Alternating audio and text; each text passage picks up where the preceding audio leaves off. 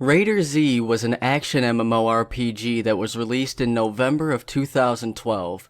It was developed by Maya Entertainment and published by Perfect World Entertainment. Some people refer to this game as, oh, the game that was kinda like Monster Hunter. So if you're a fan of killing big things, this is a game you might remember.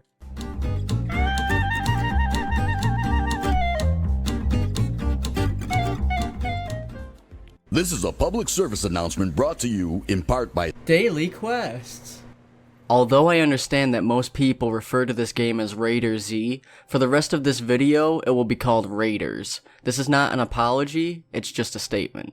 Raiderz was different from other MMOs in the sense that it had a combat system with no targeting. You had to aim all of your shots, all of your swings, and be able to dodge attacks. Most monsters even had weak spots to reward you for this play. Oh, yeah, and it looked pretty. People love things that look pretty. But when I saw this game, I didn't care about the specs it required. I didn't care about what kind of cash shop was in place. And I definitely didn't care about the lore, okay? No. The only thing that I cared about was the ability to rip the fucking appendages off my enemies and proceed to beat them to death with it. Aw man, that was hands down, bar none, the coolest mechanic I have ever heard of in an MMO. Raiderz had 5 classes you could choose from. You could be a defender, a berserker, a cleric, a sorcerer, and an assassin.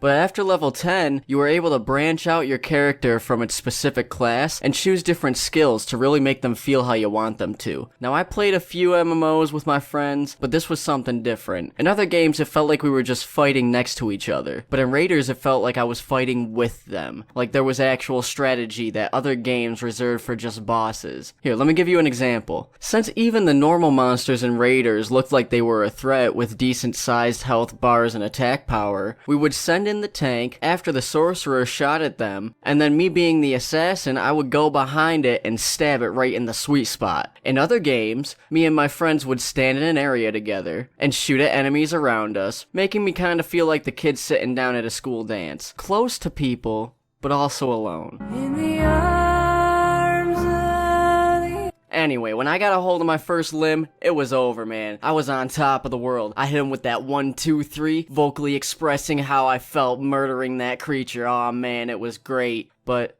that's the problem. That was the high point.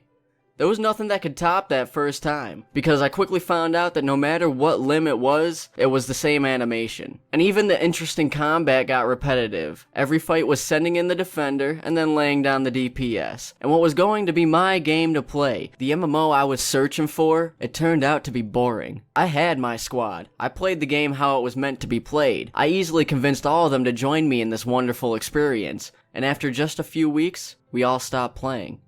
Later in Raider's life, the servers took a turn for the worse. They ended up having major issues, and with the shutdown of Maya Entertainment, there was no one able to fix it. Raiderz was forced to shut down August 7th of 2015. All purchases made after May 7th of that year were refunded, and all of the in-game cash shop items were reduced to 1 Zen, the currency you could buy with real money in the game. Now, just because I lost interest doesn't mean that everyone else did. There were people playing it right till the bitter end, and yeah, there's still a community, a decent-sized community for this game, through the private servers. If you remember this game, feel free to share some stories from when you played it. I didn't even touch about how you could play instruments in the game.